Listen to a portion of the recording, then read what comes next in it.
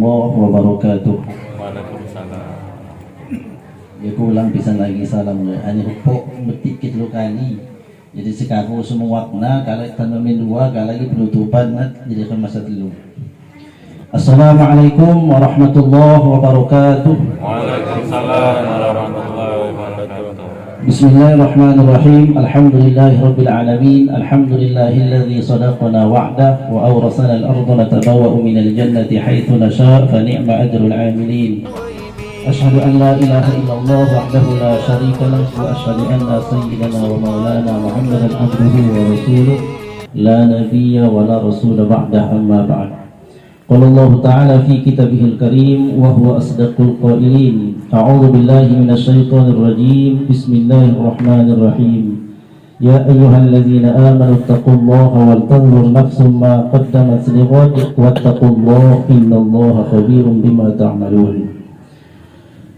Saya pertama minyak ngilu izin jamaah hakam ulina, ina bapak, tokoh agama, tokoh adat, tokoh pemuda, jamaah ulin kham saya hadir hija agar melaksanakan tugas ya petugas. Jadi cocok na minyak hija lain haga nawan, lain muni haga nunjuk ke pandai. Malas namun pandai itu sekedar melaksanakan tugas ya panitia kanu tanpa pada pandai. Saya kedua ngilu izin muni nyapai kena bahasa Melayu raya jadi bahasa Indonesia manaki bahasa Lampung makung pernah belajar hibun jadi karena salah Jawa malah menjak usak dengan ki bahasa Indonesia ki salah dan kalau mawan hak bisa saja tenung ya nah jadi tenung. Bismillahirrahmanirrahim. Pertama-tama kita ucapkan syukur kepada Allah sebagai seorang hamba.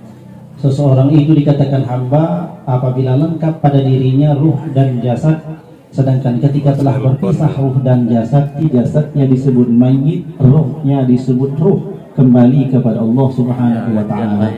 Segala sesuatu yang bermanfaat itu bila dilaksanakan ketika posisi kita masih dalam keadaan seorang hamba, yakni masih ada jasad dan masih ada ruh. Kalau ketika ruh telah lepas daripada jasad, segala amal perbuatan itu tidak lagi bernilai di hadapan Allah Subhanahu wa ta'ala. Itu artinya pada hari ini kita semuanya masih memiliki kesempatan untuk berbenah mencari bekal untuk menghadap Allah Subhanahu wa ta'ala. Salam dan salam semoga senantiasa tercurahkan kepada baginda Nabi sallallahu alaihi wa alihi wasallam yang telah membawa Islamiyah sehingga kita semuanya diselamatkan Allah daripada kekufuran, yang menjadi orang muslim yakni selamat dari kekafiran, menjadi tekad pasti akan masuk ke dalam surga meskipun na'udzubillahi min zalik sebagian mampir ke neraka. Tetapi bagi orang yang telah melaksanakan ibadah puasa penuh 30 hari penuh di bulan Ramadan, Allah Subhanahu wa ta'ala telah menjanjikan penghapusan atas dosa-dosa mereka sebagaimana Nabi telah bersabda, man shoma ramadhana imanan wa ihtisaban ghufira lahu ma taqaddama min dzambi. Barang siapa yang berpuasa 30 hari atau sebulan penuh di bulan Ramadan, maka Allah akan mengampunkan dosa-dosanya yang telah lalu. Kemudian barang siapa yang melanjutkan puasa itu dengan menambahnya 6 hari di bulan Syawal, maka ia akan Allah berikan pahala ganjaran seperti orang yang berpuasa selama setahun penuh. Karena Nabi SAW bersabda, man shoma ramadhana summa atba'ahu sittata ayyamin min Syawal kana kajri sha'im sanatan. Barang siapa yang berpuasa 30 hari di bulan Ramadan lalu menambahnya 6 hari di bulan Syawal, maka ia seperti orang yang berpuasa selama 1 tahun penuh. Bagaimana realisasinya atau bagaimana kita bisa memahami orang berpuasa 30 hari ditambah 6 hari itu seperti orang berpuasa 1 tahun penuh? Imam Nawawi, pengarang kitab Al-Majmu' Syarh Al-Muhazzab atau pengarang kitab Al-Azkar min Kalami Sayyidil Abror, beliau menjelaskan salah satu keutamaan umat Islam itu melaksanakan satu kebaikan Allah balas 10. Sebagaimana di dalam Al-Quran disebutkan, man jaa'a bihasanatin falahu asyri amsalihah. Barang siapa melakukan satu kebaikan, Allah berikan balasan 10 kebaikan. Maka 30 hari bulan Ramadan itu dikalikan 10, jumlahnya 300. 6 hari di bulan Syawal dikalikan 10 sama dengan 60, maka 360. Sedangkan di dalam tahun Hijriah, jumlah hari dalam satu tahun adalah 360.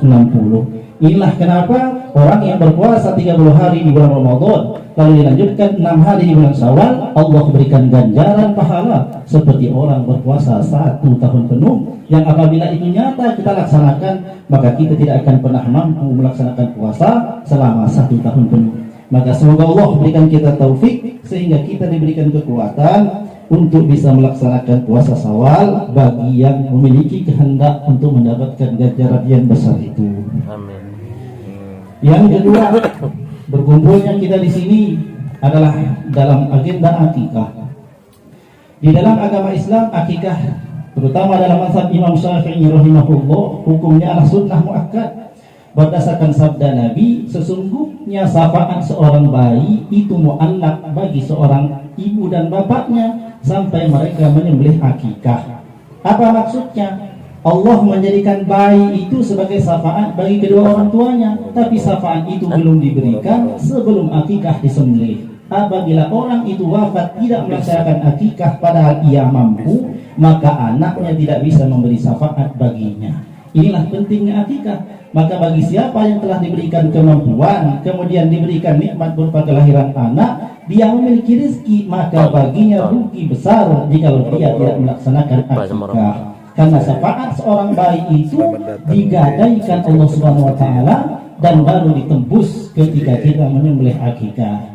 Adapun akikah itu bagi seorang putra yang laki-laki 2 ekor domba atau kambing, sedangkan bagi perempuan cukup 1 saja. Maka hari ini kita bersyukur bahwa kita berada pada majelis antiqoh yang ini menjadi pelepas daripada ikatan belenggu, sehingga kalau kita nanti orang tua wafat maka akan mendapatkan syafaat daripada anaknya. Ini pentingnya akikah. Kemudian yang kedua adalah khitan. Di dalam agama Islam, khitan itu hukumnya wajib. Siapa orang pertama yang berkhitan adalah Nabi Ibrahim. Sebagaimana dahulu Nabi SAW bersabda, awwalu man ikhtatama Ibrahim wa huwa samanuna sanatan. Awal orang yang diwajibkan khitan atau sunan itu adalah Nabi Ibrahim pada usianya ke-80 tahun, wa huwa ikhtatamu bil qudum, dan Nabi Ibrahim itu dikhitan dengan menggunakan kampak. Jadi pada sebelum Nabi Ibrahim ini disunat, maka jauh usianya sampai pada umur 80 tahun baru turun perintah untuk dikhitan. Karena perintah ini wajib, Nabi Ibrahim patuh pada Allah meskipun usianya sudah 80 tahun, ia laksanakan khitan. Maka bapak kita Ibrahim alaihissalam itulah manusia pertama yang dikhitan di dalam sejarah manusia. Adapun sebelumnya belum ada kisah dan sejarahnya ada orang yang dikhitan. Karena kita ini pengikut Nabi Muhammad itu adalah pengikut milah Ibrahim, Ibrahim itulah bapaknya umat Islam, maka Nabi meneruskan syariat khitan itu juga wajib bagi umat Nabi Muhammad. Karena khitan itu disebut dengan syar'an man qablana, artinya syariat Nabi sebelumnya tetapi dikukuhkan bagi umat baginda Nabi Muhammad. Maka kita semua yang hadir di sini yang laki-laki itu semua sudah berkhitan. Andai dahulu Nabi Ibrahim tidak berkhitan, mungkin kita datang di sini juga belum dalam keadaan berkhitan. Maka kita juga bersyukur hari ini berkumpul pada majelis yang mulia. Yang pertama adalah majelis aqiqah, yang kedua adalah majelis khitan. Kemudian yang terakhir adalah majelis silaturahim atau halal bihalal atau kirim doa pada arwah. Ada hal penting yang juga kita wajib tahu, bahwasanya ketika kita mengadakan doa bersama, orang-orang yang telah wafat itu bergembira. Kenapa demikian? Karena orang wafat itu tidak pernah hilang. Kita keliru kalau berkata bapaknya di mana, kita bilang tidak ada lagi. Itu salah, karena bapak kita yang ada sampai hari kiamat akan tetap ada, hanya berbeda tempat saja. Dari mana kita tahu? Nabi yang mengatakan hayati khairul lakum. Jadi Nabi bersabda kepada sahabatnya, sesungguhnya hidupku ini baik untukmu, kata Nabi. Wa mamati khairul lakum, dan matiku juga baik untukmu. Tu'ridu alayya a'malukum, ditunjukkan Allah kepadaku setiap amal manusia di dunia. Iza tu'ridu alayya khairan fahamidullah, Kalau ditunjukkan padaku hamba-hamba Allah itu umatku sedang melakukan sesuatu yang baik, aku bersyukur kepada Allah. Wa idza tu'ridu alayya syarran fastaghfirullahu lahum. Tetapi jika sebaliknya, jika hamba-hamba Allah yakni umat Muhammad SAW itu sedang melakukan keburukan, melakukan dosa, maka Nabi pun melihat dan itu seolah-olah menampar muka Nabi dengan kotoran. Tetapi Nabi sayang dengan umatnya, Nabi tetap mengharapkan dan memintakan ampunan untuk umat yang berbuat dosa. Ini para ulama menjelaskan, seluruh orang yang telah wafat melihat orang yang masih hidup. Ketika anaknya berbuat baik, mereka senang. Ketika anaknya bersedekah atas nama mereka, mereka mendapatkan kebahagiaan.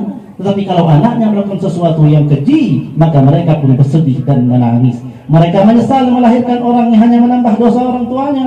Mereka juga menyesal memberikan warisan kepada orang-orang yang menggunakannya kepada sesuatu yang tidak benar. Maka mereka mengadu kepada Allah agar rezeki itu segera dicabut. Maka marilah kita semuanya introspeksi diri. Semua kita punya bapak, semua kita punya ibu. Apakah bapak kita masih ada atau ibu kita sudah tidak ada, atau saudara-saudara kita yang lain yang sudah mendahului kita, semua mereka itu menyaksikan kita. Maka mari kita berbenah, kita berbuat baik juga untuk menyenangkan mereka. Itu kesimpulan daripada pertemuan, dan yang bisa saya sampaikan pada kesempatan yang singkat. Ilmu terlalu kejung di suasana saya panas, kidang hino kalau saya paling singkat.